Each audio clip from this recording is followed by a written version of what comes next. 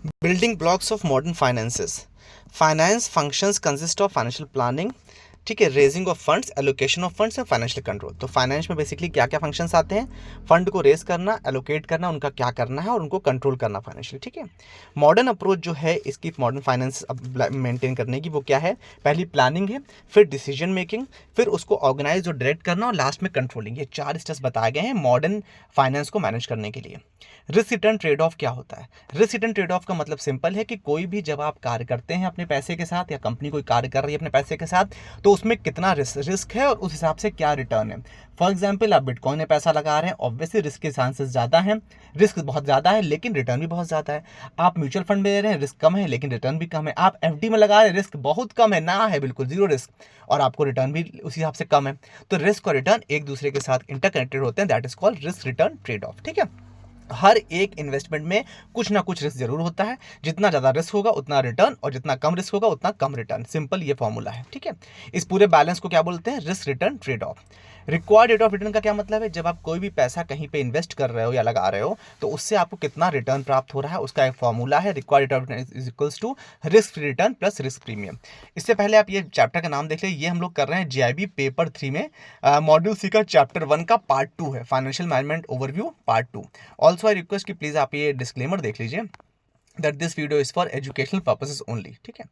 अब आते हैं हम लोग को थोड़ा सा बचा है, इसके आधे पार्ट खत्म हो जाएगा। कहाँ गया? फाइनेंशियल ब्लॉक, ये रहा बिल्डिंग ब्लॉक, ये रहा, ठीक है। Various tools are use in financial management for measuring the risk. विभिन्न प्रकार के टूल्स होते हैं, जैसे कि स्टैंडर्ड डेविएशन, ये सब चीज़ें यूज और रेशियोज वगैरह भी यूज किए जाते हैं रिस्क को समझने के लिए, ठीक है। जितना ज़्यादा रिस्क उतना ज़्यादा रिस्क प्रीमियम होगा, तो उतना ज़्यादा फायदा होगा, ठीक है। गवर्नमेंट बॉन्ड्स वगैरह में आप इन्वेस्ट करते हैं तो बिल्कुल रिस्क नहीं है भाई, गवर्नमेंट उसकी सिक्योरिटी ले रही है तो आपको पैसा वापस मिलना ही मिलना है, पूरा जितना कहा है उतना ही बढ़ के मिलना है, तो इसलिए ये सब बहुत सेफ होता है। बात करते हैं बिजनेस एथिक्स और सोशल रिस्पॉन्सिबिलिटी की।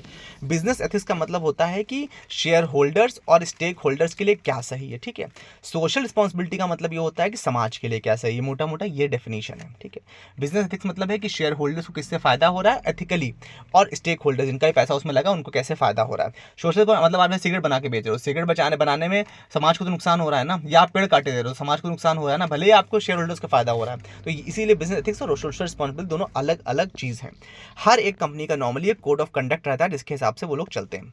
सोशल रिस्पॉन्सिबिलिटी और बिजनेस में मेन फर्क जो यही है कि ये एनवायरनमेंट और कम्युनिटी की तरफ ज़्यादा ध्यान देते हैं। कौन? Social responsibility. बिजनेस एथिक्स ऐसा नहीं करते हैं।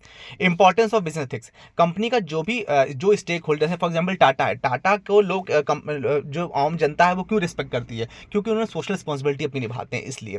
तो कुल मिला के कंपनी की जो ओवरऑल इमेज है, जो उसका उसका परसेप्शन है, लोगों के आंखों में उसका परसेप्शन है, वो डिपेंड करेगा उसके एथिक्स, उसकी सोशल रिस्पॉन्सिबिलिटी के बेस पे।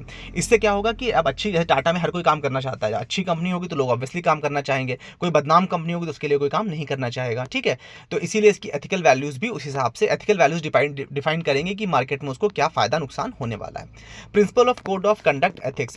कुछ ब्रॉड प्रिंसिपल्स बताए गए हैं कोड ऑफ कंडक्ट के एथिक्स के बनाने के लिए। पहला तो पर्सनल रिस्पॉन्सिबिलिटी को समझना, दूसरा कॉर्पोरेट रिस्पॉन्सिबिलिटी को समझना, corporate transparency, honesty, integrity, promise को निभाना, trustworthiness, loyalty, fairness, data protection, whistle blower protection. मतलब अगर किसी ने आपकी कोई कंपनी में फ्रॉड हो रहा है या कोई करप्ट प्रैक्टिस चल रही है, उसको किसी ने विसल ब्लो किया है, तो उसकी प्रोटेक्शन, ये सब चीज़ें आपके बिजनेस एथिक्स का पार्ट है, कोड ऑफ कंडक्ट का पार्ट है। इंडिया में फाइनेंस मैनेजर का रोल किस तरह से धीमे धीमे बढ़ रहा है? देखिए, जो भी पैसा आप इंडिया में लगा रहे हैं, जो भी लोग इन्वेस्ट करते हैं, उनको हिसाब से रिटर्न चाहिए होता है, रिवॉर्ड चाहिए होता है। उसके लिए फाइनेंस मैनेजर की प्रैक्टिस शुरू होती है, ठीक है।